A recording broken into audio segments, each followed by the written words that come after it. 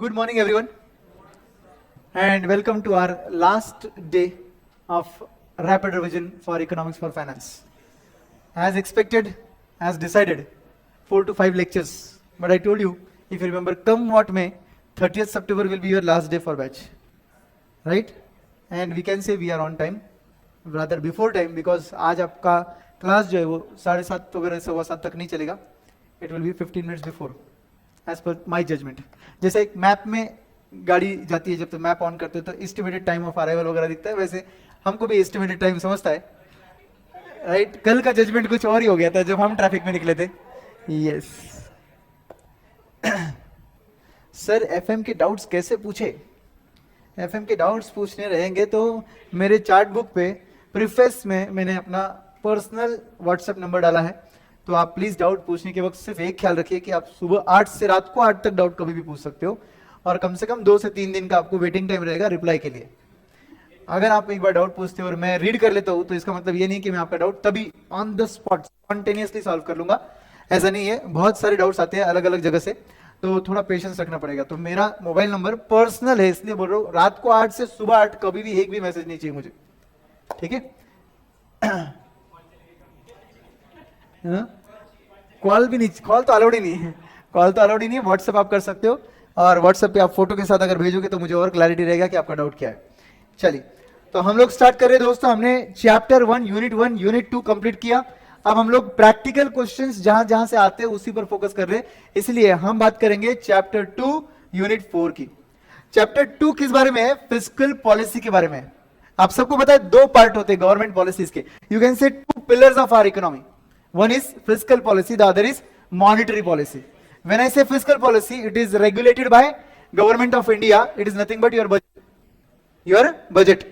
But when I say monetary policy, it is regulated by RBI, Reserve Bank of India. Right? तो बात करते हैं fiscal policy के बारे में. यहां पर आता है public revenue and public expenditure. तो आपने इन्वेस्टमेंट मल्टीप्लायर देखा, वैसे एक्सपेंडिचर मल्टीप्लायर भी होता है. जब गवर्नमेंट एक्सपेंडिचर करेगा 50 करोड़ का, तो इकोनॉमी में इनकम जनरेट 50 करोड़ का नहीं होगा, उससे ज्यादा का होगा.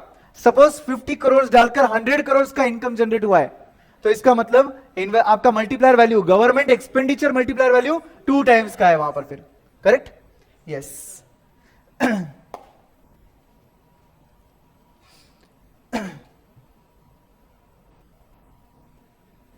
चलिए, शैल वी बिगिन.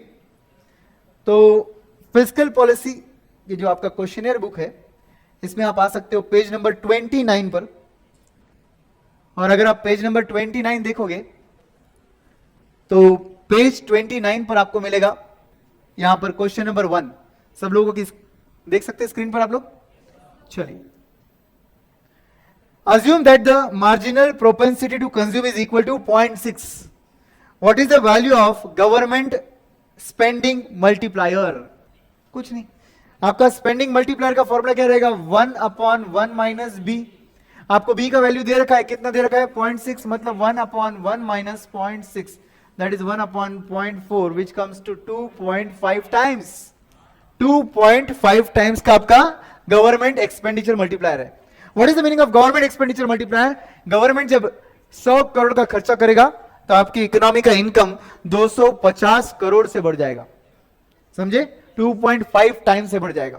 तो सेकंड क्वेश्चन वही है, इनफैक्ट बी वाला पार्ट देखिए. What impact would a 50 billion increase in government spending have on equilibrium GDP, मतलब इनकम. अगर गवर्नमेंट स्पेंड कर रहा है 50 बिलियन, इंक्रीज या डिक्रीज? इंक्रीज. तो उससे आपका जीडीपी और इंक्रीज होगा. 50 billion into 2.5 times, that comes to 125. Very good, क्या जोश है भाई, राइट? मतलब ये सिलेबस खत्म होने का खुशी है कि क्या है, मुझे कुछ पता नहीं. कॉन्सेप्ट ज्यादा क्लियर हो गए या सिलेबस खत्म हो रहा है?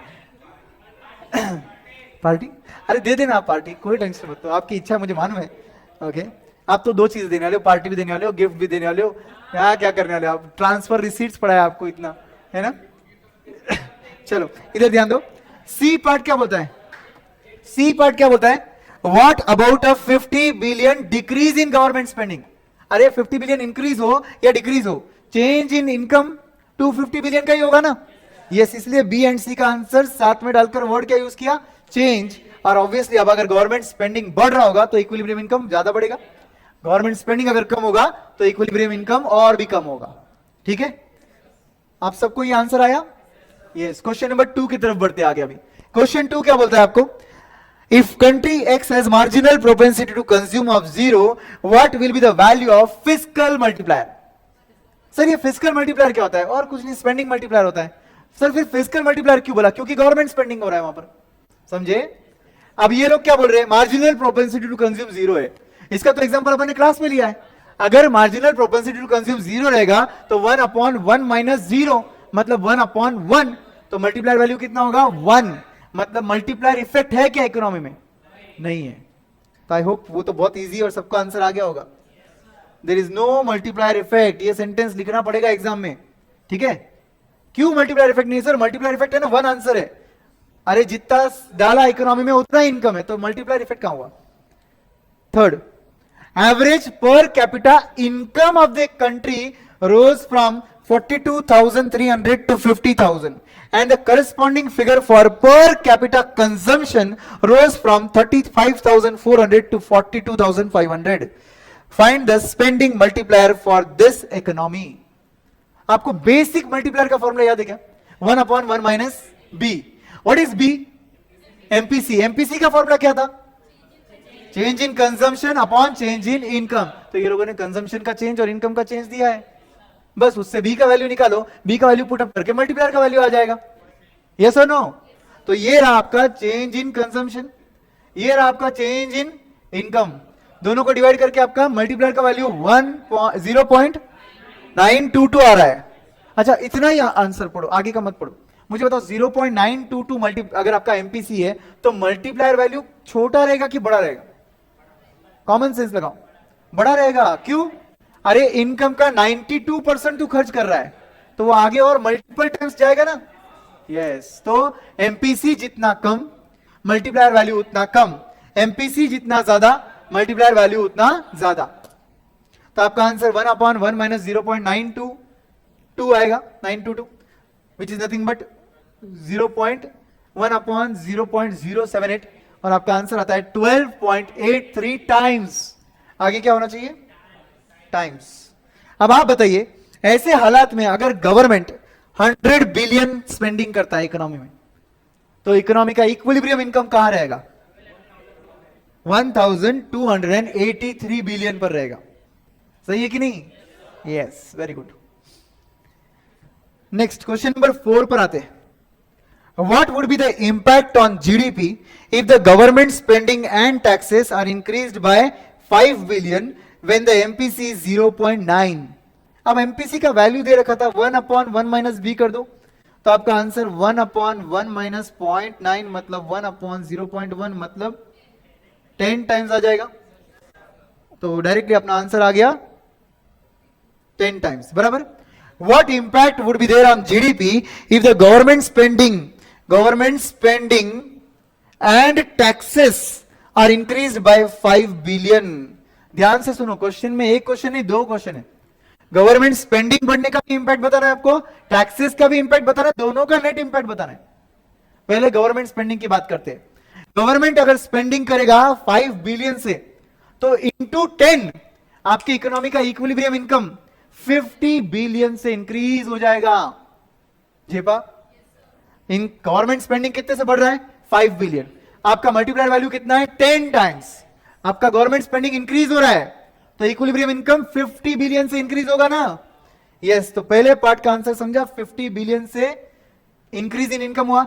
अच्छा दूसरा पार्ट, टैक्सेस कितने से बढ़े? 5 बिलियन से। अरे गवर्नमेंट स्पेंडिंग भी 5 बिलियन से बढ़ा और टैक्स भी 5 बिलियन से बढ़ा। अब there is something called as tax multiplier in economics which we have not discussed, but उसके लिए कोई फॉर्मूला का डेरिवेशन वगैरह प्रॉपर है जो रेगुलर बैच में हमने किया था। बट क्योंकि ये रैपिड रिवीजन है तो मैं और डिटेल में नहीं जाऊंगा, डायरेक्टली फॉर्मूले पे आता हूं मैं। टैक्स मल्टीप्लायर का फॉर्मूला इज -b/1 - b। मतलब इन शॉर्ट टैक्स मल्टीप्लायर में नॉर्मल मल्टीप्लायर का फॉर्मूला क्या होता है? 1/1 - b। तो ऐसा समझ लो उसको -b से मल्टीप्लाई कर रहे, तो वो क्या बनेगा? -b/1 - b। Numerator is getting multiplied by -b, तो उसका फॉर्मूला क्या बन जाएगा? Minus B upon 1 minus B. Sir थोड़ा तो लॉजिक बता दो sir, is very simple logic. मुझे बताइए कि आपका जो गवर्नमेंट का टैक्स है ये इकोनॉमी में जितना ज्यादा बढ़ेगा, जितना ज्यादा बढ़ेगा, आपको क्या लगता है आपका मार्जिनल प्रोपेंसिटी टू कंज्यूम क्या होगा? कम हो जाएगा। अरे कम होगा मेरे भाई। तू पब्लिक में गवर्नमेंट, आप बीती बातें जल्दी समझती है, अब तू समझ ले क्या होगा। मैंने बोला तुझे कि तेरे टैक्सेस बढ़ गए, अब बता तेरा मार्जिनल प्रोपेंसिटी टू कंज्यूम क्या होगा? कम हो जाएगा। इकोनॉमी में मल्टीप्लायर वैल्यू भी कम हो जाएगा, इसलिए माइनस बी हो। डिस्पोजेबल इनकम ही कम हो रहा है ना सीधा सीधा। यस, तो फिर ऐसे केस में minus B upon 1 minus B, तो आपका आंसर क्या होगा? इधर बी का वैल्यू कितना है? 0.9 है ना, तो बस 0.9 अपॉन 1 माइनस 0.9, इसको सॉल्व करके आंसर कितना आएगा? -9 आएगा। -9 आएगा, इसका मतलब क्या हुआ? आपका जो 5 बिलियन से आपका टैक्स बढ़ रहा है ना, कितने से बढ़ रहा है? 5 बिलियन, तो इंटू 5 करके 45 बिलियन से आपका मल्टीप्लायर क्या हो जाएगा, मतलब आपका इनकम क्या हो जाएगा? कम हो जाएगा। गवर्नमेंट स्पेंडिंग से इनकम बढ़ा था, टैक्स इंक्रीज से आपका इनकम कम हो गया। बोलो, गवर्नमेंट स्पेंडिंग 5 बिलियन हुआ, इनकम कितने से बढ़ा? 50 बिलियन से।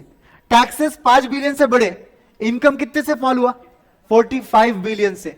तो नेट इंपैक्ट कितना हुआ? 50 billion increase, 45 billion decrease. 5 billion का नेट इंक्रीज हुआ। समझ में आई बात? तो फिर यहां पर आपका फाइनल आंसर क्या आएगा? Output increases by 5 billion, net income increases by 5 billion बोलो तो भी चलेगा। ओके, तो net income increases by 5 billion. समझ गए सब लोग? एक बार लास्ट में उसका रिवाइज कर रहा हूं मैं, समरी।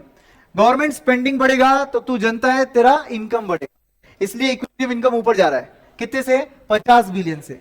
जब टैक्सेस बढ़ाएगी गवर्नमेंट तो तेरा डिस्पोजेबल इनकम घटेगा, तेरा मार्जिनल प्रोपेंसिटी टू कंज्यूम भी कम होगा, इसलिए तेरा फॉर्मूला क्या बन रहा है? Minus B upon 1 minus B. तो इससे आंसर तेरा 9 टाइम्स आया, 9 इंटू 5 बिलियन करके 45 बिलियन से तेरा इनकम घटा, क्योंकि टैक्स बढ़ा था। ध्यान से सुनो, अगर ये क्वेश्चन में टैक्स को डिक्रीज करते, टैक्स को डिक्रीज करते तो आप इनकम को इंक्रीज करते, तो आप क्या बोलते उस केस में? 45 बिलियन से इनकम बढ़ा। फिर सपोज मैं ऐसा बोल रहा हूं, इसी क्वेश्चन को चेंज करके बता दो ताकि आपका क्लैरिटी हुआ कि नहीं, मुझे क्रॉस चेक करना है, सबका आंसर चाहिए मुझे, ठीक है? मैं क्या बोल रहा हूं ध्यान से सुनिए अभी। यस, गवर्नमेंट एक्सपेंडिचर बढ़ा 5 बिलियन से और टैक्स घटा 5 बिलियन से। Now you will tell me what will be the net impact. Government expenditure 5 billion से बढ़ा, टैक्स 5 बिलियन से कम हुआ, तो मुझे टोटल इसका इंपैक्ट चाहिए दोनों का। यस, मल्टीप्लायर वैल्यू सेम रखो, आउटपुट इंक्रीज होगा कितने से? कितने से? कितने से? कितने से? कितने से? गलत बोल रहे हो इसलिए मैं बार बार बोल रहा हूं। अरे बोलो सब लोग, कोशिश करो यार। फिर से रिपीट कर रहा हूं, लास्ट टाइम रिपीट कर रहा हूं, सब लोग ध्यान देंगे। गवर्नमेंट स्पेंडिंग बढ़ रहा है 5 बिलियन से, ठीक है, और टैक्स डिक्रीज हो रहा है 5 बिलियन से। मार्जिनल प्रोपेंसिटी टू कंज्यूम 0.9 ही है, एमपीसी 0.9 ही है। अगर एमपीसी 0.9 है मतलब तेरा मल्टीप्लायर वैल्यू सेम रहेगा, ऊपर का मल्टीप्लायर वैल्यू 10 टाइम्स आएगा, नीचे का मल्टीप्लायर वैल्यू 9 टाइम्स आएगा। एग्जैक्टली 95 बिलियन आएगा क्या? 95 आएगा, 9.5 आएगा। क्या आएगा? 9.5 बिलियन आएगा क्या?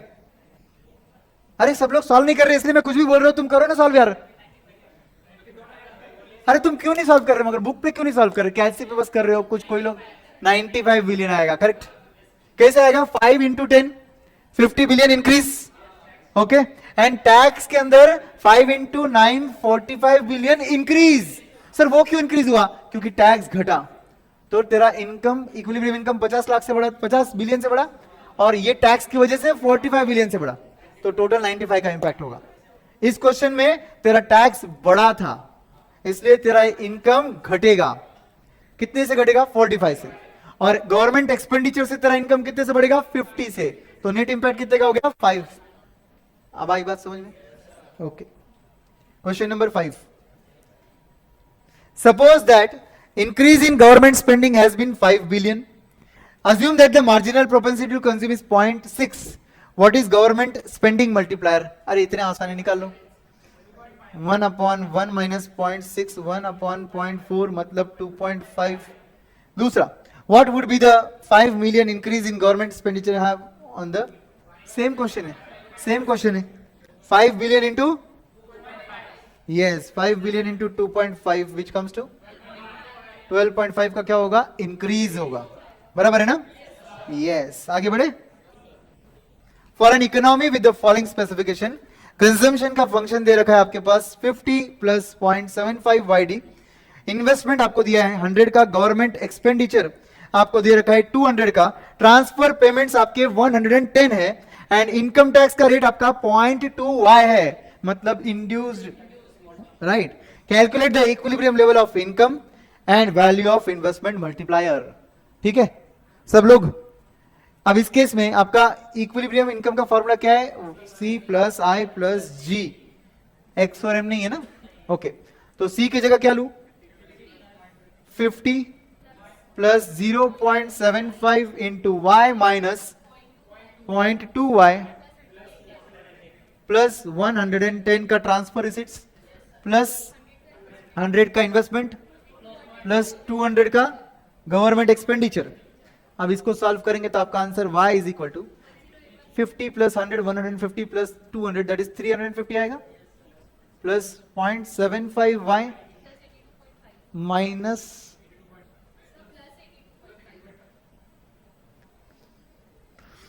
क्या? नहीं, मुझे नॉर्मल आंसर बोलो। 0.2 इंटू 0.75, 0.15y, और यहां पर आएगा प्लस 82.5। अब इसको सॉल्व करेंगे तो 350 plus 82.5, 432.5 plus 0.6y, therefore y is equal to, बोलो, 1081.25। सबका आंसर आया क्या? Everybody got the same answer? Very good. I am sure कि अब ऐसे क्वेश्चन सॉल्व करने में आसानी जा रही है आपको। अच्छा, एक बात का ध्यान रखिए, ऐसे क्वेश्चंस में जहां पर YD दिया रहता है तो 0.75 को आप B डायरेक्टली ट्रीट मत करो, B इंटू 1 माइनस टी करने के बाद आपका रियल B आएगा। ठीक है, क्योंकि आपका मल्टीप्लायर का formula 1/1 minus B into 1 minus T होता है, तो B इंटू 1 माइनस टी करके आपका रियल वाला B आता है।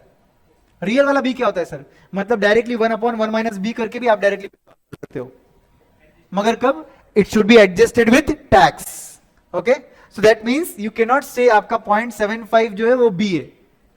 फिर कैसे B निकाले सर? 0.75 इंटू 0.8 करके आपका आंसर आएगा।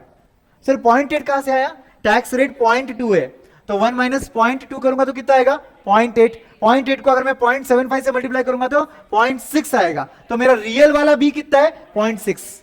मेरा ये वाला B क्या है? ये बिफोर टैक्स है, इसको into after tax into 1 minus T करने से रियल वाला B आएगा। समझ गए? एडजस्टेड विथ टैक्स वाला B आएगा। ओके, तो अब इन्होंने क्या बोला? इक्विलिब्रियम इनकम निकालो, हमने निकाल लिया। अब ये सेकंड पूछ रहे कि मल्टीप्लायर वैल्यू निकालो, तो कोई बात नहीं, 1/1 minus B into 1 minus point T कर सकते, 1 माइनस टी कर सकते, या फिर आप रियल वाला B ले सकते। ठीक है, तो कोई बात नहीं, अपन ऐसा सॉल्व करेंगे क्योंकि उन्होंने रियल वाले B से सॉल्व किया। 1/1 minus 0.75 into 1 minus 0.2 which comes to 1/1 minus 0.6, वापस से 1/0.4 which comes to 2.5। एवरीबॉडी, ये आपका इनके आंसर से मैच हुआ? ये मैच हुआ? यस। इन्होंने देखो B वाला कौन सा वाला B लिया? एडजस्टेड विथ टैक्स वाला B लिया। ठीक है,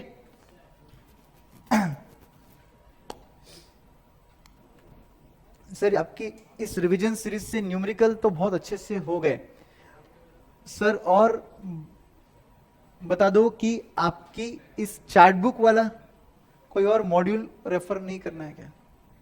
नहीं उदित, कोई और रेफर करने की जरूरत नहीं आपको। अगर आप चार्ट बुक अच्छे से रेफर करोगे with my marathon on chart book which is already there on YouTube on PS Academy channel. तो उसके अलावा आपको कुछ भी रेफर करने की जरूरत नहीं, आप अच्छे से चार्ट बुक के थ्रू पूरा पढ़ सकते हो। बेटा ICAI module economics for finance, आप कसम से आपके हाथ कांपने लग जाएंगे। 370 pages for 40 marks and that too absolutely hopeless. इतने थ्योरेटिकल पार्ट कॉपी पेस्ट किए कहीं से, तो कि उनको भी समझ नहीं रहा कि सिलेबस कैसे फ्रेम करे। वो दोहा राउंड वगैरह वगैरह सब कुछ डाल दिया जो हुआ था, और ग्लोबलाइजेशन के वक्त वगैरह सब कुछ। इतना डिटेल में हिस्ट्री पढ़ने के बाद में अगर आपको 2 मार्क या 3 मार्क मिलने वाले हैं तो मत पढ़ो भाई। उतनी मेहनत आप एडवांस अकाउंट्स में कर लो, आपको 10 मार्क एक्स्ट्रा मिल जाएंगे। आप FM पे डाल दो उतनी मेहनत, इको के न्यूमेरिकल में डाल दो उतनी मेहनत। Yes, is it done? अब हम आते लास्ट अपना यू कैन से chapter and unit which is chapter 3 का यूनिट 2। आपका जो चैप्टर 3 है वो मनी सप्लाई के बारे में है, मनी के बारे में। और उसमें चैप्टर 3 का यूनिट 2 जो है वो है मनी सप्लाई। अब ये यूनिट पे जाने के पहले I would like you to first refer the chart book.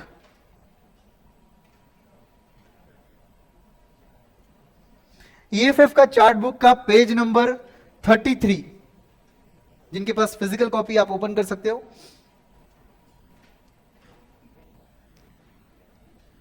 Thirty two पर आ जाओ। हाय 32 पर देखो, कंसेप्ट ऑफ मनी सप्लाई। अब मैं और भी ब्रीफ आउट वे में आपको बता रहा हूं क्या करना है, ठीक है। इकोनॉमी में जितना भी आपके पास you can say money supply है वो हमें मेजर करना है, ठीक है, वो हमें मेजर करना है। अब वो मेजर करने के लिए हमारे पास कुछ मेजरमेंट एग्रीगेट्स होते हैं। कुछ इकोनॉमी लेवल पर आप अलग अलग लेवल पर पैसा मेजर कर सकते हो, मनी सप्लाई मेजर कर सकते हो। तो उसी में आता है M1, M2, M3 and then you have M4। फिर उसके बाद आपके उसी के सिलेबस में आता है आपका NM1, NM2, NM3, L1, L2, L3। ये M क्या होता है? इस मनी सप्लाई मॉनेटरी एग्रीगेट बोलते हैं इसको, मॉनेटरी एग्रीगेट M1, 2, 3, 4। फिर NM क्या है? New monetary aggregate. New monetary aggregate को NM बोलते हैं, तो उसमें NM1, NM2, NM3 है। फिर आपका L क्या है? लिक्विडिटी एग्रीगेट है। लिक्विडिटी एग्रीगेट में 3 है, L1, L2, L3। और एक आता है रिजर्व मनी, जिसको हाई पावर्ड मनी बोलते हैं। रिजर्व मनी जिसको हाई पावर्ड मनी बोलते हैं, समझ गए। एंड एक कंसेप्ट है जिसको हम बोलते हैं currency and coins with public. Currency and coin with public. बस इस पूरे चैप्टर में आपको बस इतनी चीजें याद रखनी है। और उसके अलावा यहां पर मनी मल्टीप्लायर, डिपॉजिट मल्टीप्लायर का कंसेप्ट है। बस ये इतना ही आपको न्यूमेरिकल में याद रखना है। M1, M2, M3, M4, NM1, NM2, NM3, L1, L2, L3। Reserve money जिसको हाई पावर्ड मनी बोलते हैं, currency and coins with public, and lastly the multiplier concept, deposit multiplier and credit multiplier. ठीक है, तो हम बात करेंगे मेनली M1 की। M1 में क्या आ रहा है देखिए एक बार, currency and coins with public plus demand deposits of bank. What is demand deposits of bank? Currency and coins with public मतलब हमारे और तुम्हारे पास कितना पैसा है, करेंसी है अपनी जेब में, अपने वैलेट में वगैरह। अब डिमांड डिपॉजिट्स ऑफ बैंक मतलब बैंक के पास का पैसा जो पब्लिक कभी भी डिमांड करके ले सकता है, जिसको बोलते हैं CASA, current account, saving account, CASA. ठीक है, अब इसके अलावा आपके पास other deposits with RBI, other deposits with RBI. तो 3 चीजें आती है M1 में, बोलो एक बार कौन सी 3 चीजें? Currency and coins with public plus demand deposits with bank, current account, saving account, other deposits with RBI. ये आ गया M1। इसी को बोलते हैं नैरो मनी कंसेप्ट, क्योंकि ये सबसे छोटा कंसेप्ट है, इसको नैरो मनी कंसेप्ट बोलते हैं। ठीक है, इसके ऊपर वाला कंसेप्ट क्या है? M2। M2 में M1 plus saving accounts with post office में जो पैसा है वो लिया जाता है। क्या बोला गया है? Saving deposits with post office saving account. अब बताइए मुझे, पोस्ट ऑफिस में आप लोग रिकरिंग डिपॉजिट भी करते हो, एफडी भी करते हो, मगर इन्होंने कौन सा लिया? सिर्फ सेविंग लिया। M2 में क्या आता है? सिर्फ पोस्ट ऑफिस का सेविंग M1 के साथ। तो आप बताइए M1 बड़ा है कि M2? M2 ऑब्वियसली बड़ा रहेगा, क्योंकि M1 के साथ पोस्ट ऑफिस का सेविंग अकाउंट आ गया। फिर M3 आता है, M3 में M1 लिया, सर 1 क्यों ले रहे, सर 2 लेना चाहिए। अरे ऐसा नहीं है, क्योंकि यहां पर इन्होंने क्या किया M4 में, देखो total deposit of post office ले लिया, तो उनको M4 में ना, नहीं M4 में उनको क्या करना था, पोस्ट ऑफिस के सेविंग, रिकरिंग डिपॉजिट, एफडी सब डालने थे M4 में, मगर M2 में उनको सिर्फ सेविंग का पैसा डालना था। अब आप समझे M3 में M2 प्लस क्यों नहीं आया, क्योंकि उनको M3 में पोस्ट ऑफिस का पैसा नहीं चाहिए था। M3 में फिर क्या चीज आती है, M1 plus net time deposits of bank. M3 में क्या आ रहा है, net time deposits of bank. अब ये टाइम डिपॉजिट्स ऑफ बैंक क्या होता है, जो कुछ टाइम के लिए आप बैंक में डिपॉजिट कर रहे हो, जिसको एफडी बोलते हैं। मगर किसके साथ एफडी किया तुमने, सिर्फ बैंक्स, पोस्ट ऑफिस का एफडी इसमें नहीं आता है। किस में आएगा फिर, M4। M4 में क्या किया, M3, अब M3 बोला, इसका मतलब क्या हुआ, M1 plus net time deposits of bank plus total deposits of post office saving bank. Post office के साथ भले वो रिकरिंग डिपॉजिट्स हो, सेविंग डिपॉजिट्स हो, एफडी हो, कुछ भी हो, पोस्ट ऑफिस में पैसा है ना, तो M4 में आएगा। सिर्फ सेविंग वाला पैसा है पोस्ट ऑफिस में, M2 में आएगा। आया बात समझ में अभी, यस।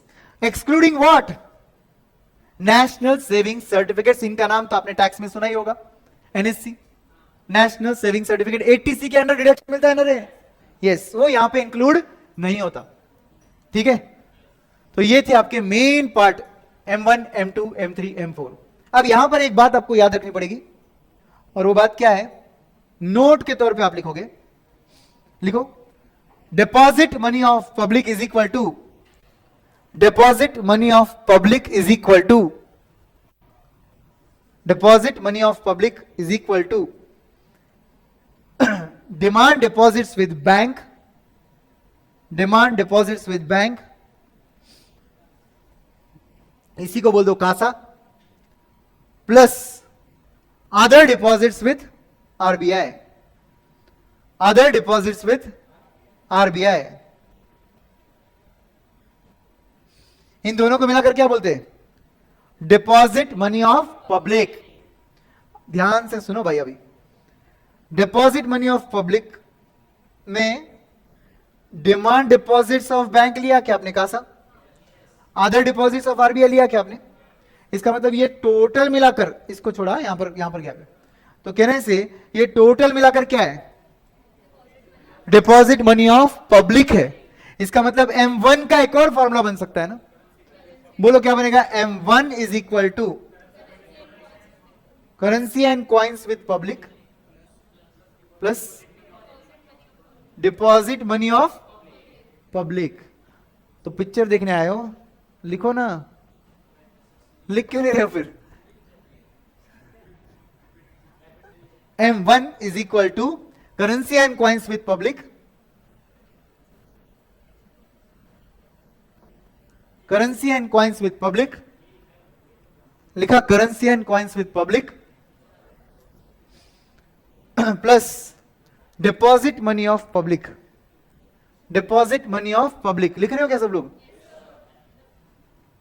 सो ये बन गया M1 का एक और फॉर्मूला। अब ध्यान से सुनो मेरी बात, अगर suppose deposit money of public का लाइन दिया है, currency and coins with public भी दिया है, अदर डिपॉजिट्स विद आरबीआई भी दिया है, तो तुम तीनों नहीं ऐड करोगे। ध्यान से सुनो मेरी बात, मैं क्या बोल रहा हूं, डिपॉजिट मनी ऑफ पब्लिक दिया है, अदर डिपॉजिट्स विद आरबीआई दिया है, और आपके पास currency and coins with public बोला है। डिपॉजिट मनी ऑफ पब्लिक ले लो, बात खत्म, उतना ही लो, और इसके साथ क्या जोड़ दो, अदर डिपॉजिट्स विद, नहीं M1 निकालने के लिए करेंसी एंड कॉइन्स विद। ध्यान से सुनो मैं क्या बोल रहा हूं, एडजस्टमेंट समझो। आपको क्या दिया था क्वेश्चन में, डिपॉजिट मनी ऑफ पब्लिक, उसके साथ आपको क्या दिया था, demand deposits with bank, other deposits with RBI and currency and coins with public. क्या करने का, 4 आइटम्स दिए आपको। पहले तो currency and coins with public लो, और उसके साथ या तो ये 2 आइटम या तो ये एक लास्ट वाला आइटम। और क्वेश्चन में आप क्रॉस चेक भी कर सकते हो, वो जो 2 आइटम दिए रहेंगे ना, उसका टोटल और ये जो डिपॉजिट मनी ऑफ पब्लिक है ना, ये मैच होगा, ये मैच होगा। मगर हम लोग उस एग्जाम प्रेशर में देखते नहीं है ये सब चीजें, ठीक है, ध्यान रहेगा आपका। ओके, नाउ एसेंशियली पर्टिकुलरली ऐसा है कि आपके पास एग्जाम में questions L1, L2, L3, NM1, NM2, NM3 बहुत रेयरली आते हैं। पूरे क्वेश्चंस सिर्फ और सिर्फ M1, M2, M3, M4 reserve money इस पे ही आते हैं। समझा? What is reserve money? High powered money भी बोलते हैं इसे, रिजर्व मनी। मतलब what is that? It is nothing but जितना पैसा आरबीआई ने डाला है उसे बोलते हैं रिजर्व मनी। उसका फॉर्मूला क्या है? तो रिजर्व मनी का फॉर्मूला यहां पर लिखा है, देखो, currency in circulation plus bankers deposit with RBI plus other deposits with RBI. क्या बोला? बोलो। करेंसी इन सर्कुलेशन मतलब अपने पास जितना भी पैसा सर्कुलेशन में है, plus bankers deposit with RBI plus other deposits with RBI. ये आ गया आपका रिजर्व मनी का पहला फॉर्मूला। रिजर्व मनी का एक और फॉर्मूला है, ये वाला फॉर्मूला भी बहुत रेयरली पूछते हैं लोग, बहुत रेयरली। मतलब ये वाले फॉर्मूले को आप स्टार मार्क कर सकते हो, ठीक है। अब वो वाला फॉर्मूला क्या है? दूसरा वाला, net RBI credit to government. RBI ने जितना भी पैसा गवर्नमेंट को क्रेडिट पे दिया है वो आरबीआई का ही तो डाला हुआ पैसा है ना, plus RBI credit to commercial sector मतलब banks. RBI claim on banks, RBI को जो पैसा बैंक्स से आना बाकी है। आरबीआई नेट फॉरेन एसेट्स, जितने भी फॉरेन में एसेट्स है आरबीआई के। नेट क्यों बोला? क्योंकि उनके भी एसेट्स हो सकते हैं अपने पास। Plus government's currency liability to the public because it is a promissory note signed by governor of RBI. क्या बोला? समझा क्या? क्या बोल रहे हैं ये लोग? Government's currency liability to the public. Why we are adding this? Because it is a promissory note signed by RBI का गवर्नर, इसलिए वो लिया यहां पर। And plus sorry minus RBI net non monetary liabilities. अरे भाई आरबीआई की अगर नेट एसेट्स तुम ऐड कर रहे हो तो आरबीआई का नेट मॉनिटरी लायबिलिटी क्या करना पड़ेगा? लेस करना पड़ेगा। इसलिए नॉन मॉनिटरी लायबिलिटी अपन लेस कर रहे हैं। अब इसमें क्या आता है क्या नहीं आता है, ये डिटेल में एक एक एलिमेंट इसमें क्या क्या हो सकता है हमने डिस्कस करेंगे, क्योंकि क्वेश्चन ऐसे ही आता है, वर्डिंग यही होते और आपको सामने नंबर्स दिए रहते। ऐड करना है, एक आइटम लेस करना है। बोलो कौन सा? RBI net non monetary liabilities, ठीक है। ये एक आइटम आपको लेस करना पड़ेगा। अब NM1 में क्या आता है, NM2 में क्या आता है, NM3 में क्या आता है? NM1 सबसे पहले बात करेंगे। NM1 सिर्फ रीड आउट कर रहा हूं, ठीक है, ज्यादा लोड मतलब, ज्यादा इंपॉर्टेंटली हमने पढ़ा M1, M2, M3, M4 और रिजर्व मनी, ठीक है। अब इसको सिर्फ रीड आउट करके आगे बढ़ते। बोलो क्या क्या है? NM1 is equal to currency with the public, demand deposits with banking system, other deposits with RBI. तो एक बार जरा M1 ओपन करो, M1 ओपन करो। M1 क्या लिखा है वहां पर? Currency with, currency and coins with the people. यहां पे क्या लिखा है? Currency with the public. दूसरा क्या लिखा है? Demand deposits of bank. यहां पे क्या लिखा है? Demand deposits with the banking system. And वहां पे क्या लिखा है? Other deposits with RBI. यहां पे क्या लिखा है? Other deposits with RBI. मतलब दोनों सेम है। M2 M1 plus short term time deposits of residents including and up to contractual maturity of 1 year. तो M2 क्या करता है? जितना भी आपने टाइम डिपॉजिट किया ना बैंक के साथ, उसको दो कैटेगरी में डिवाइड करता है, एक शॉर्ट टर्म एक लॉन्ग टर्म। शॉर्ट टर्म कौन सा? Maturing with in 1 year. Long term कौन सा? Of course more than 1 year. Sir exact 1 year रहेगा तो शॉर्ट टर्म, क्योंकि क्या लिखा है वहां पर? नहीं यहां पर लिखा है including and up to. Including बोल दिया मतलब समझा क्या? 1 ईयर भी इंक्लूडेड है, लेस देन 1 ईयर भी इंक्लूडेड है। ओके, तो वो किस में आएगा? NM2 में आएगा। मतलब कॉमन सेंस लगा, NM3 में क्या आएगा? More than 1 year. बराबर है कि नहीं? तो NM3 में देखो क्या लिखा है? NM2 मतलब शॉर्ट टर्म तो आ ही गया, प्लस लॉन्ग टर्म वाला टाइम डिपॉजिट्स जो रेसिडेंट्स का है, and plus call oblique term funding from financial institutions. तो कहने से फाइनेंशियल इंस्टीट्यूशंस कहां पर आते हैं? NM3 में आते हैं। और लॉन्ग टर्म कहां आते हैं? NM3 में आते हैं। शॉर्ट टर्म कहां आते हैं? NM2 में आते हैं। और NM1 क्या है? M1 है। Is this clear? Yes. Now coming to L1। L1 is extension of NM1, क्योंकि L1 का पहला वर्ड पढ़ लो, NM3 प्लस। दिखा क्या? मतलब क्या हुआ? L1 NM3 से भी बड़ा है, क्योंकि NM3 में तो क्या किया? शॉर्ट टर्म इंक्लूड किया, लॉन्ग टर्म इंक्लूड किया, और वो कॉल और टर्म फंडिंग फाइनेंशियल इंस्टीट्यूशन का वो भी इंक्लूड किया। पोस्ट ऑफिस का इंक्लूड किया था क्या? वो यहां पे आएगा फिर, क्योंकि पोस्ट ऑफिस कहां था? M1 M2 M3 M4 के अंदर M2 में सेविंग वाला पैसा था, M4 में बचा हुआ पूरा भी नहीं, टोटल था। ठीक है, अब यहां देखो क्या लिखा है, L1 is equal to NM3 plus all deposits of, क्या लिखा है, all deposits of post office saving bank excluding वापस से एनएससी एक्सक्लूडेड ही रहता है हर बार। ठीक है, तो all deposits of post office saving banks. आजकल पोस्ट ऑफिस को देख लो आप लोग, बैंक के लुक दिए, क्योंकि वहां पे आप पैसा डिपॉजिट कर सकते हो, तो अच्छी जगह तो दिखनी चाहिए ना जहां पैसे दे रहे हो, इसलिए उन्होंने थोड़ा इंटीरियर बैंक जैसे कर दिया अभी। ठीक है, तो यहां पे क्या बोल रहे हैं हम लोग, L1 में पूरे डिपॉजिट्स आते हैं, किसके, पोस्ट ऑफिस के। आपको याद होगा तो M4 में भी आए थे, मगर फिर L1 अलग क्यों है, क्योंकि L1 ने short term long term deposits अलग से क्लासिफाई करके इंक्लूड कर दिया, बराबर। नाउ L2 क्या है, L1 plus term deposits with the lending institutions and refinancing institutions. अब पहली बार ये वर्डिंग आ गया, lending institutions and refinancing institutions, जिसको आप FIS बोलते हैं ना, फाइनेंसिंग इंस्टीट्यूशंस, तो उनका पैसा यहां पर आ गया। एंड लास्टली इसमें term borrowings from financial institutions, certificate of deposits issued by financial institutions. तो कहने से L2 और कुछ नहीं, फाइनेंशियल इंस्टीट्यूशन का पूरा पैसा आ गया। कौन सा, फाइनेंशियल इंस्टीट्यूशंस का। फिर L1 क्या था, पोस्ट ऑफिस का पूरा पैसा, समझ गए। And lastly L3 is L2 plus public deposit of NBFCs, जितना भी NBFC के पास पब्लिक का डिपॉजिट है। तो L3 अलग क्या हो गया, L3 में फाइनेंशियल इंस्टीट्यूशंस आ गए, पोस्ट ऑफिस आ गया, और उसके साथ साथ NBFC का पब्लिक डिपॉजिट भी आ गया। तो L3 को कैसे याद करोगे, NBFC, L2 को कैसे याद करोगे, फाइनेंशियल इंस्टीट्यूशंस, L1 को कैसे याद करोगे, पोस्ट ऑफिस। बोलो याद हो गया कि नहीं, मैंने बोला सिर्फ रीड आउट करेंगे बट वो हो ही जाता है, टीचर अंदर का आ ही जाता है ना। तो हो गया, ये समझ गया सब कुछ अच्छे से। तो आपके पास सबसे पहले M1 M2 M3 M4, फिर NM1 NM2 NM3, फिर L1 L2 L3, और फिर रिजर्व मनी के दो फॉर्मुलेस, ठीक है, जिसको हाई पावर्ड मनी बोलते हैं।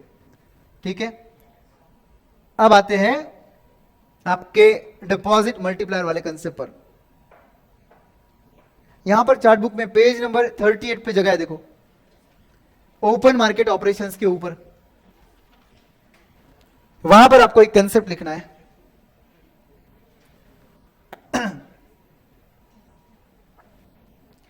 एक कॉन्सेप्ट लिखना है वहां पर आपको, हाँ, अज्यूमिंग कि आपका वो चार्ट बुक प्लेन है, ये बुक में लिख दो, नोटबुक में लिख दो। ओके, वैसे भी जो मैं लिखा रहा हूं वो तो फॉर्मूला है, और अगर वो फॉर्मूला है तो आपको वो फॉर्मूला बुक में अपडेट करना भी पड़ेगा वैसे भी। ठीक है, I am talking about a very important concept which is called as money multiplier. Money multiplier, reserve money के कितने नाम बोले मैंने आपको, दो। रिजर्व मनी का एक नाम है रिजर्व मनी, दूसरा नाम है हाई पावर्ड मनी, तीसरा एक और नाम है वो है मॉनिटरी बेस।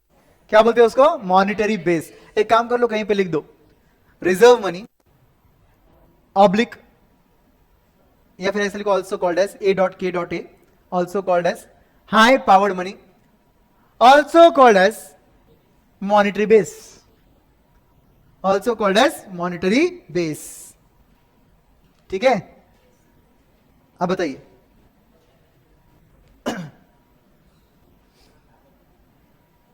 बोलिए, मनी मल्टीप्लायर निकालना है मुझे। मैं आरबीआई हूं, मैंने आपके इकोनॉमी में 100 करोड़ रुपए डाले, कौन सा मनी है वो, मैं आरबीआई हूं, मैंने आपकी इकोनॉमी में 100 करोड़ रुपए डाला है, तो ये पैसों को आप क्या बुलाओगे, high powered money, monetary base, reserve money, कुछ भी बुला लो।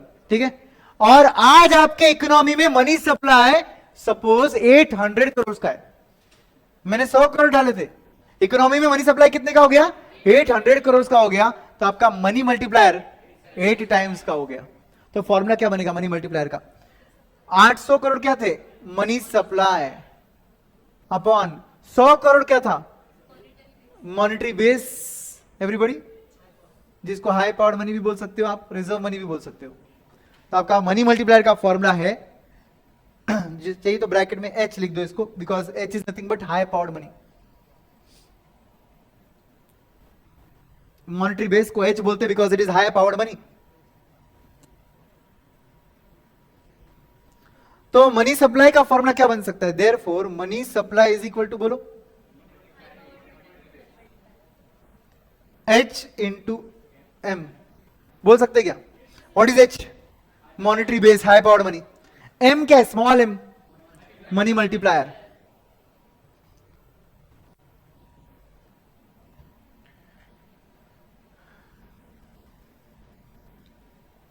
ये जो मल्टीप्लायर है, इसका फॉर्मूला बता रहा हूं मैं आपको अभी।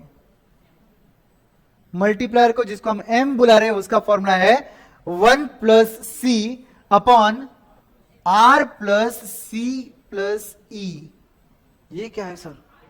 सी आर ई, कुछ नहीं, तीन ही वर्ड है, सी आर और ई। ठीक है, क्या होता है सी? ध्यान से सुनो, करेंसी टू डिपॉजिट रेशियो। बोलो क्या होता है? Currency to deposit ratio. Sir ये क्या होता है? मेरा बैंक में बैलेंस है 10,000, मेरे जेब में 1,000 रुपया है, करेंसी टू डिपॉजिट रेशियो मेरा 0.1 हो गया। आई बात समझ में? मेरे डिपॉजिट्स के सामने मेरे पास करेंसी कितनी है, इसी को बोलते हैं करेंसी टू डिपॉजिट रेशियो। तो क्या बना फॉर्मूला? सी का फॉर्मूला क्या बनेगा? Where C is equal to capital C upon capital D, that is nothing but, लिखना तो पूरा लिख दो, currency upon deposit. Currency upon deposit लिख दिया। नेक्स्ट आर क्या होता है? रिजर्व। तो इसका फॉर्मूला क्या रहेगा? Reserves to deposit. Reserves to deposit. अब ये रिजर्व्स क्या होते हैं सर? सीआरआर, एसएलआर, ये सब रिजर्व्स है जो आरबीआई बोल रहा है कि तेरे को तेरे पास रखना पड़ेगा एज अ बैंक, या तेरे को मेरे पास रखना पड़ेगा, इसको बोलते हैं रिजर्व्स। तो इसे रिजर्व्स टू डिपॉजिट रेशियो बोलते हैं। सपोज फॉर एग्जांपल आपका डिपॉजिट है 1000 करोड़ का और आपके रिजर्व्स है 300 करोड़ के, तो आपका रिजर्व्स टू डिपॉजिट रेशियो कितना हो गया? 0.3। समझ गए? जैसे आज आपका एसएलआर है 18%, सीआरआर है 4.5, 4.5 है क्या? ओके, 4.5%। तो कहना है से रिजर्व्स 22.5% है, से 18 प्लस 4.5। समझ गए? तो वैसे मैं एग्जांपल के तौर पे बोल रहा हूं कि 10% रिजर्व्स रहेंगे, तो कहना है से आर रिजर्व्स टू डिपॉजिट 0.1 हो जाएगा। यस। लास्टली ई, ये ई क्या होता है? Excess reserves to deposit. Excess reserves to deposit बोलते हैं इसको। वो क्या होता है सर? आप बैंक हो, मैंने आरबीआई के तौर पे आपको बोल दिया कि भाई 22.5% रिजर्व्स रखना पड़ेगा, सीआरआर 4.5, एसएलआर 18%। मगर आपको डर रहता है कहीं ना तो कहीं कि फेस्टिव सीजन है आगे, दिवाली, नवरात्रि, ईद, सब कुछ है, तो लोग ज्यादा विड्रॉल करने आएंगे पैसा बैंक से। आप बैंक हो, तो आप क्या सोचते हो कि बेटर है कि मैं थोड़ा एक्सेस रिजर्व रखता हूं, और उसे बोलते हैं एक्सेस रिजर्व। बड़ी एक बात याद रखो, एक्सेस रिजर्व जो है उसका रेशियो बहुत कम होता है। मैं आपको ये क्यों बोल रहा हूं? क्योंकि एक्सेस रिजर्व ये लोग देते साला मिलियन में, बाकी नंबर्स देते बिलियन में, और आप मिलियन नहीं देखते, बिलियन नहीं देखते, डायरेक्ट डिवाइड करके आंसर निकालते हो। एक्सेस रिजर्व कितने का था? 100 मिलियन, 10 मिलियन, सपोज 10 मिलियन। कितने का था? 10 मिलियन का था। और डिपॉजिट कितने का था? 100 बिलियन का था। और आपने क्या किया एग्जाम में? 10/100.1। मिलियन बिलियन में कंफ्यूजन हो जाता है, इसलिए बोल रहा हूं, बी वेरी केयरफुल। ओके, तो ये एक्सेस रिजर्व्स का रेशियो जो होता है वो 10% नहीं होता है भाई, वो 1%, 2% ऐसा होता है जनरली। ठीक है, तो आपका आंसर 0.01, 0.0001 ऐसे आते हैं आपके आंसर एक्सेस रिजर्व के। समझ गए? अब ये सर, ये फॉर्मूला क्यों है सर? ऐसा क्यों है फॉर्मूला? ये अगर रेगुलर बैच होता तो हम शायद डिस्कस भी कर लेते। अभी एज ऑफ नाउ एग्जाम के इतने नजदीक, तो आपको बस ये समझना है कि ये फॉर्मूला है। आप बोलो एग्जाम में अगर आपको एक्सेस रिजर्व दिया ही नहीं है तो आपका फॉर्मूला क्या बनेगा? 1 plus C upon R plus C. C को कैंसिल मत करना बस, ठीक है?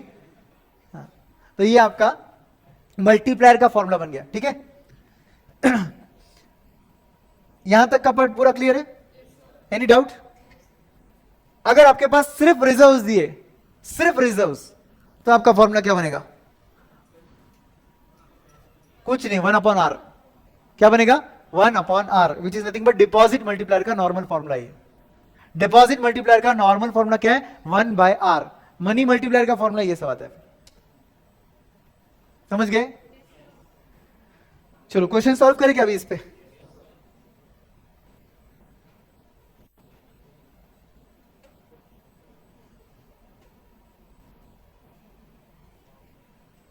यस, ये थोड़ा सा ट्रिकी वाला क्वेश्चन है, सबसे पहला ही क्वेश्चन है। अच्छे से पढ़ो और खुद से ट्राई करने की कोशिश करो ये क्वेश्चन को। क्वेश्चन नंबर 1A और नीचे 1B अलग से दिया हुआ है। आर कितना दिया हुआ है? 10%। What is are?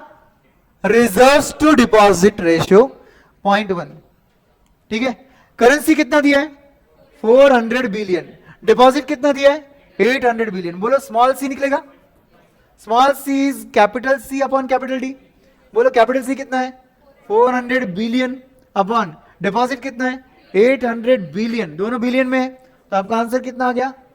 0.5। Everybody please don't look at the solutions, solve this. Okay, then excess reserves 0.8 billion which is nothing but 800 million.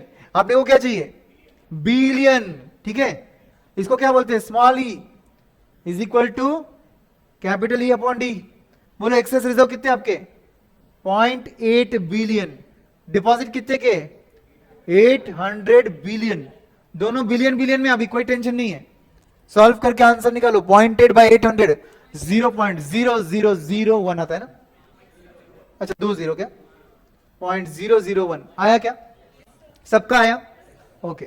Now money supply is M which is nothing but currency plus deposit which is 1200 billion. Money supply दिया हुआ है 1200 billion का। Money supply multiplier में काम में नहीं आता। Multiplier you can say value निकालने के लिए मनी सप्लाई यूज कर सकते हैं, because formula is money supply upon monetary base is equal to multiplier. ठीक है, आगे ये सब पढ़ने की भी जरूरत नहीं है, आपने ऑलरेडी कैलकुलेट कर दिया है।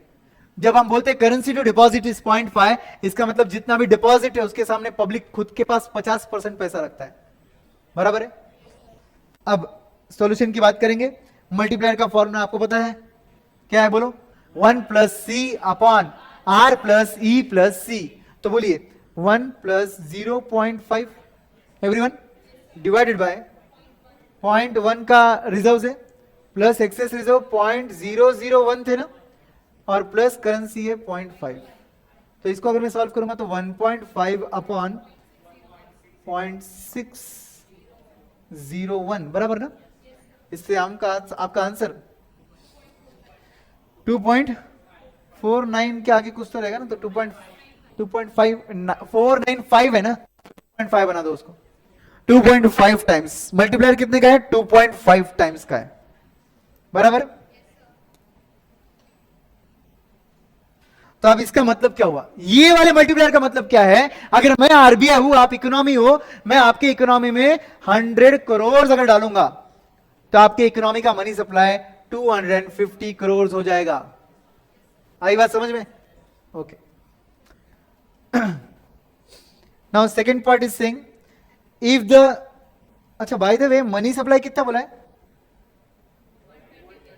120 बिलियन मनी सप्लाई है। कैन यू 1200 बराबर? तो can you tell me the monetary base? Please be careful. Monetary base चाहिए मुझे, मतलब आरबीआई ने पैसा कितना डाला वो चाहिए। Very good, very good. 480 billion RBI ने डाला, high powered money. Monetary base sir कसका है? Multiplier is equal to money supply upon monetary base.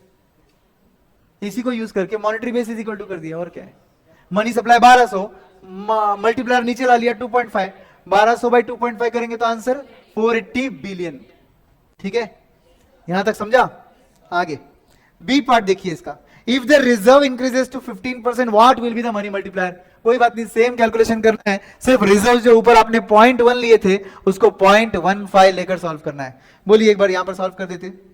1 plus 0.5 upon 0.15 के रिजर्व लेंगे, 0.01 का एक्सेस रिजर्व लेंगे और 0.5 का करेंसी लेंगे। बराबर? तो इसका आंसर आएगा 1.5 अपॉन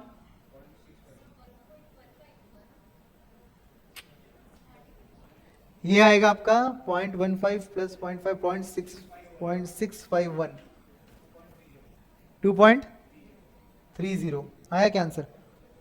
सेम आंसर आया क्या? 2.3 आता है क्या? डन, समझा अच्छे से? नाउ ये बाय द वे, ये जो हम फॉर्मूला यूज कर रहे हैं ना, जो भी मैंने आपको चार्ट बुक में लिखाया 1 plus C upon R plus E plus C, ये अमेंडमेंट है जो 1.5 साल पहले आया है। अदरवाइज पहला फॉर्मूला था 1 बाय आर, मतलब नॉर्मल मल्टीप्लायर था, डिपॉजिट मल्टीप्लायर था सिर्फ आपके पास, 1 बाय आर, यही था सिर्फ पहले। अब क्या हो गया? 1 plus C upon R plus E plus C. Okay, next calculate M1 from the information.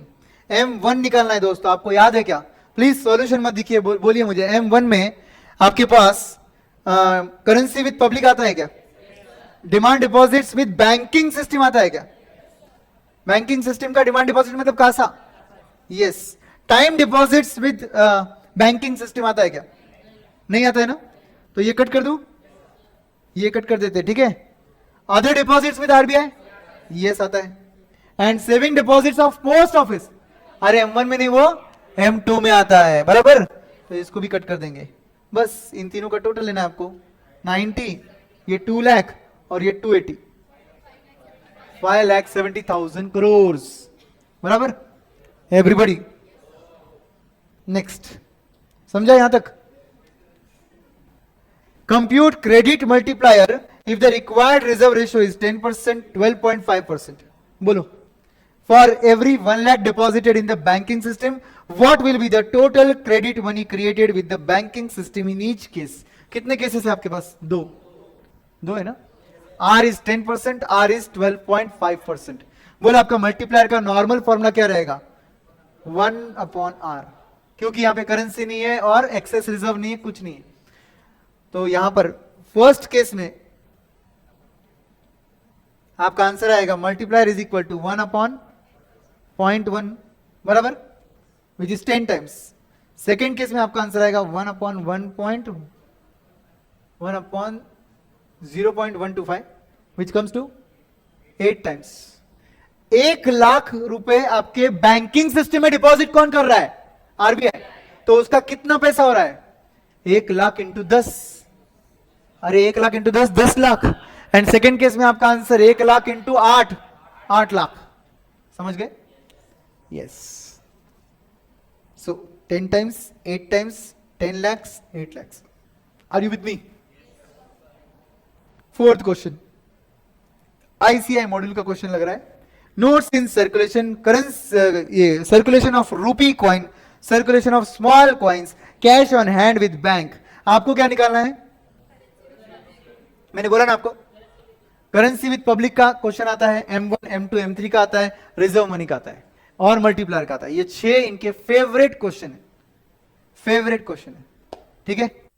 अब आप बताएंगे करेंसी विद पब्लिक में कैसे निकालूं?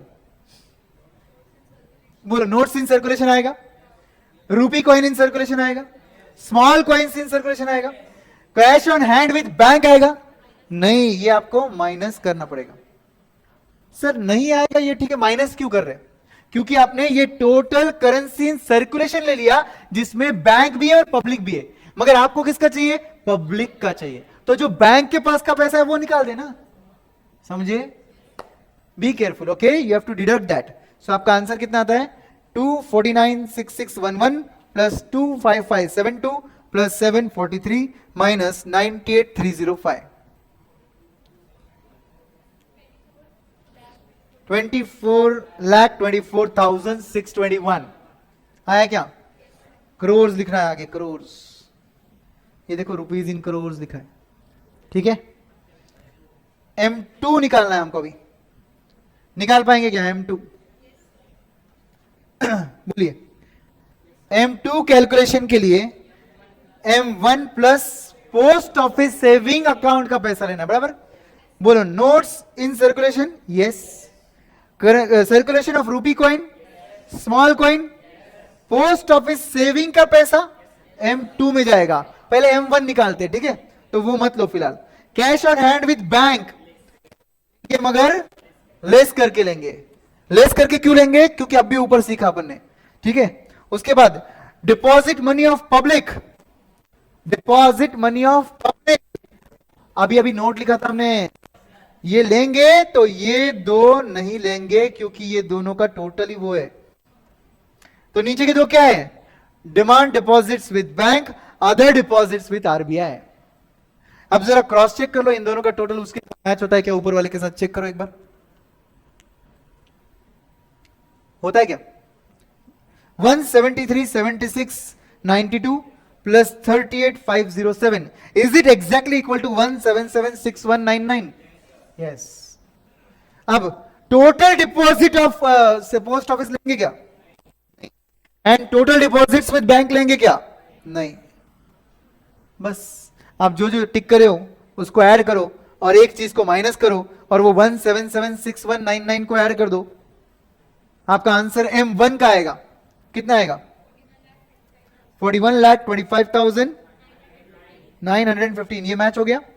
अब क्या करेंगे? ये तो M1 आ गया, इसके साथ बस ये वाला अमाउंट ऐड कर देंगे, बराबर। आपका फाइनल आंसर 4,26,000 नहीं 42,67,701 आया। उसके आगे भी करोड़ लिखना पड़ेगा आपको। एग्जाम में be careful for crore, lakhs, billion, million. आपको तो पता है ना क्या क्या होता है, कितना बिलियन कितना मिलियन होता है, कितने लैक्स कितना करोड़ होता है, सब कुछ मालूम है ना? हाँ। 6th question, everyone ready? क्या बोल रहा है ये 6th question? If the required reserve ratio is 10%, currency in circulation is 400 billion, demand deposits are 1000 billion, excess reserve is 1 billion, find the value of money multiplier. मत simple है, क्या करना पड़ेगा बोलो? 1 plus C upon R plus E plus C is equal to multiplier. ये formula use करना है। तो बताइए अभी सी कितना लू? Small C is equal to capital C by D. तो क्या लेंगे बताओ? 400 बाय 1000। एक काम करो, ये खुद से सॉल्व करो, पहले आता है कि आपको आंसर देखो। किया सॉल्व आपने? मैच हुआ इनके आंसर के साथ? क्यों नहीं सॉल्व किया? क्योंकि सब कुछ बिलियन बिलियन में दिया है ना, आपका ट्रिक तो कुछ है ही नहीं उसमें अलग से। तो आपका ये रेशो कितना आया? 0.4। नीचे वाला रेशो क्या आया एक्सेस रिजर्व का? 0.001 आया इस बार। और आर कितना है ये दे रखा है ना क्वेश्चन में। तो 1 प्लस 0.4 अपॉन 0.1 प्लस 0.001 प्लस 0.4 बराबर क्या? तो आपका फाइनल आंसर मल्टीप्लायर का 2.79 आ गया इनके साथ। तो ये क्या हुआ? आरबीआई ने अगर 1 रुपया डाला रहेगा तो इकोनॉमी में हो गया 2.79। बाकी रिजर्व मनी निकालना है। आपके पास करेंसी इन सर्कुलेशन दिया है, ऐड होगा क्या? यस और no? Banker deposit with RBI होगा, होगा ना? अदर डिपॉजिट विद आरबीआई होगा, होगा ना? डायरेक्टली चार्ट बुक में जो 3 आइटम दिए थे वो पहला वाला फॉर्मूला वो डायरेक्टली दिया हुआ है। तीनों को ऐड करके डायरेक्ट आंसर आता है 20,207.88। ये सब आप क्या कर रहे हो ना? मॉड्यूल सॉल्व कर रहे हो मेरे साथ। इसके बाद आपको मॉड्यूल देखने की भी जरूरत नहीं है, एमटीपी आरटीपी देखने की जरूरत नहीं। लेटेस्ट वाला जो आपके अटेम्प्ट का है वो देख लेना और पीएस एकेडमी के चैनल पे चल जाना। कुछ दिनों बाद वहां पर मेरा सॉल्यूशन दिखेगा, आपको उसमें भी पूरा देखने की जरूरत नहीं है। सपोज उसका क्वेश्चन नंबर 4 नहीं आया तो सिर्फ 4th क्वेश्चन पे जाना है आपको, समझे? 2 क्वेश्चन आरटीपी में से आपको नहीं आए तो सिर्फ 2 ही क्वेश्चन देखो ना। मेरा पूरा आरटीपी का सेशन क्यों देख रहे हो? एमटीपी का भी लॉजिक वही है। यस। 8th क्वेश्चन, M3 निकालना है दोस्तों। करेंसी विद पब्लिक आएगा, बोलते जाओ। M3 निकालना है, करेंसी विद पब्लिक आएगा, डिमांड डिपॉजिट्स विद बैंक आएगा, कासा वाला, टाइम डिपॉजिट्स आएगा क्या? अदर डिपॉजिट्स भी आएगा। तो चारों का टोटल करके ये फाइनल आंसर आएगा, बराबर everyone? And then what will be the total credit created by commercial banking system for an initial deposit of 1000 for required ratio of 2%, 5%, 10%? Compute credit multiplier। कुछ नहीं करना है, 1 by 0.02 कितना आता है आपका मल्टीप्लायर? 50 टाइम्स। सेकेंड केस में 1 by 0.05 20 times. Last case में 1 by 0.1 10 टाइम्स। तो फिर आपके इकोनॉमी में पैसा था 1000, तो इंटू 1000 करेंगे तो ये 50,000 आएगा, इंटू 1000 करेंगे तो ये 20,000, लास्ट में इंटू 1000 करके 10,000। एग्जाम में के लिखना अलाउड नहीं है। You are so used to that SMS language कि आपको के वगैरह लिखने की आदत होती है, लिखना अलाउड नहीं, ठीक है। हाँ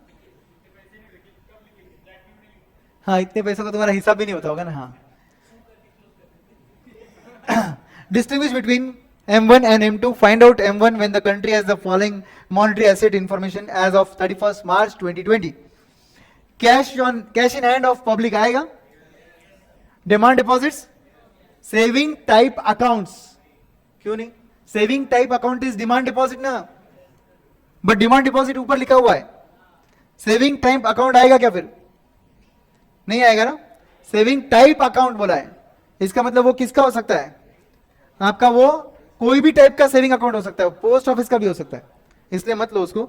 मनी मार्केट म्यूचुअल फंड्स नहीं आएंगे, तो ये भी नहीं आएगा, ये भी नहीं आएगा। Tellers cheque, small time deposits, large time deposits, other checkable deposits, तो फिर आपके दो ही आइटम आ रहे, आपके मुताबिक तो दो ही आइटम आ रहे। बहुत भारी, आपने तो डायरेक्टली कैंसिल ही कर दिया सब। हाँ, अरे यहां पर जो आपको इंफॉर्मेशन दी है ना, ध्यान से सुनो सब लोग, अच्छे से सुनो। यहां पर जो आपको इंफॉर्मेशन दी है ना, इस इंफॉर्मेशन में कुछ बैंकिंग टर्मिनोलॉजी वाले टर्म दे, जिसकी वजह से आप कंफ्यूज हो गए। यहां पर आपके पास ये ट्रैवलर्स चेक जो है और ये अदर चेकेबल डिपॉजिट्स जो है, ये दो आइटम्स आएंगे। आपके 300 400 के साथ ये 50 और 150 भी ऐड करना पड़ेगा आपको, क्योंकि ये आपके अदर डिपॉजिट्स में आते हैं, अदर काइंड ऑफ डिपॉजिट्स में आते हैं, travellers cheque, other checkable deposits. इसलिए आपका टोटल 300 प्लस 400 700 प्लस ये 200 900 आएगा। तो यू विल रिमेंबर, एक काम करो, नोट में जाओ, नोट में आपके चार्ट बुक में जाओ, वहां पर M1 के वहां पर एक और नोट लिखो, M1 के वहां पर एक और नोट लिखो, travellers cheque, other checkable deposits.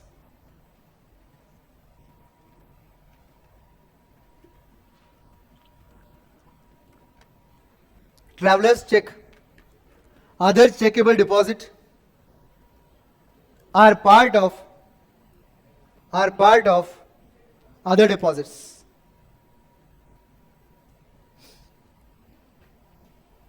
तो एक काम करो, इसको स्टार मार्क भी कर दो और इसको LDR मार्क करो। सेम क्वेश्चन आपके एग्जाम में भी आ सकता है। फिर LDR मार्क इसलिए करना है क्योंकि लास्ट डे आपको ये देख के जाओगे तो इजीली एग्जाम में कैटर कर पाओगे। So can I get PDF of EFF questioner? PDF नहीं मिलेगा आपको खरीदना पड़ेगा, क्योंकि इसका PDF पब्लिक नहीं किया अभी तक, ठीक है। खरीदने के लिए आप मेरे वेबसाइट पर जा सकते हो या तो फिर डायरेक्टली टीम को कांटेक्ट कर सकते हो, आपको मिल जाएगा वो, ये नंबर पर कांटेक्ट कर लो। चलिए 11th क्वेश्चन, आप लास्ट क्वेश्चन पर हो, और मैंने बोला था आपको कि आप जल्दी फ्री हो गए आज, ठीक है। तो चलो एक बार लास्ट क्वेश्चन पर फोकस करके इसको अच्छे से सॉल्व करो। Following information is given, notes in circulation of rupee coin, circulation of small coins, cash on hand with bank, bankers deposit with RBI, other deposits with RBI, total post office deposits, time deposits with bank. You are required to compute currency with public and reserve money. इसको star mark करो, ये LDR mark करो। Same question मैं expect कर रहा हूं आपके इस एग्जाम में, मैं आपको आपके ABC एनालिसिस में भी बोलने वाला हूं। ये एक टिपिकल क्वेश्चन है, आपके एग्जाम में आने के चांसेस बहुत ज्यादा है, ठीक है। तो प्लीज इसे इग्नोर मत करना। अब ध्यान से सुनो, ऐसे क्वेश्चंस में कंफ्यूजन होता है क्योंकि आप दोनों पार्ट साथ में सॉल्व कर रहे हो, बट दोनों पार्ट टोटली अलग है। तो पहले बात करते हैं करेंसी विद द पब्लिक का। इसको तो आपने ऊपर पहले भी सॉल्व किया है। करेंसी विद पब्लिक में मुझे बताइए, नोट्स इन सर्कुलेशन आएगा, and currency circulation of rupee coin, small coin, and ये आएगा मगर लेस होकर आएगा। बस इतना ही फोकस करो और पहले निकाल लो आपका currency with public, and don't forget this is a part of M1। Currency with public is a part of M1। इसके साथ demand deposits and other deposits add करने से M1 आता है। ठीक है, अब 2 मिनट के लिए ये जो भी किया इसको भूल जाओ और लिटरली इसको रब करना पड़ेगा। ठीक है, रिजर्व मनी देखना पड़ेगा अभी आपको। रिजर्व मनी, रिजर्व मनी मतलब क्या? ऐसा पैसा जो आरबीआई ने पुटअप किया इकोनॉमी में। अब उसमें नोट्स इन सर्कुलेशन आएगा। रूपी कॉइन आरबीआई ने डाला है ना, स्मॉल कॉइन भी डाला है, जो बैंक के पास है वो भी तो आरबीआई ने दिया है, वो इस बार ऐड हो जाएगा। और bankers deposit with RBI, banker deposit with RBI and other deposits with RBI, total post office saving का पैसा वो नहीं आएगा। क्यों नहीं आएगा? पोस्ट ऑफिस का पैसा है वो, पोस्ट ऑफिस का पैसा है वो नहीं आएगा, क्योंकि आपका पैसा पहले बैंक में जाके उधर डिपॉजिट होता है, समझे? And time deposits with bank, time deposits with bank, अरे जो पैसा आपने कुछ टाइम के लिए 1 साल या 1 साल से ज्यादा किया है वो यहां पर रिजर्व मनी में नहीं आता, वो NM2 और NM3 में आता है, लॉन्ग टर्म शॉर्ट टर्म बोलकर, तो इधर नहीं आएगा वो। तो फिर जो भी हमने टिक किया है ना उसको डायरेक्टली सिर्फ ऐड करना है आपको। कितना आता है टोटल निकालो। तो इनका आंसर मैच हुआ क्या? 26 530 करोड़ मैच हुआ। अब आप बताओ कि एक जगह पब्लिक का डिपॉजिट, जो पब्लिक का करेंसी जो है उसके लिए आपने बैंक का पैसा क्या किया? लेस कर दिया, मगर हाई पावर्ड मनी मतलब रिजर्व मनी के वक्त आपने ऐड किया। तो ट्रीटमेंट में कंफ्यूजन मत रखो, अगर माइंड में कॉन्सेप्ट क्लियर है तो ये बराबर आ जाएगा। ठीक है, तो shall we stop? I hope आपके लिए, सबके लिए ये रैपिड रिवीजन सेशंस यूजफुल थे and I am very sure कि इसके साथ साथ आप इकोनॉमिक्स के बाकी कॉन्सेप्ट्स चार्ट बुक के थ्रू आप अच्छे से रिवाइज करोगे। और इसका पीडीएफ शेयर किया हुआ है और आपके एफएम के चार्ट बुक का भी पीडीएफ शेयर किया हुआ है।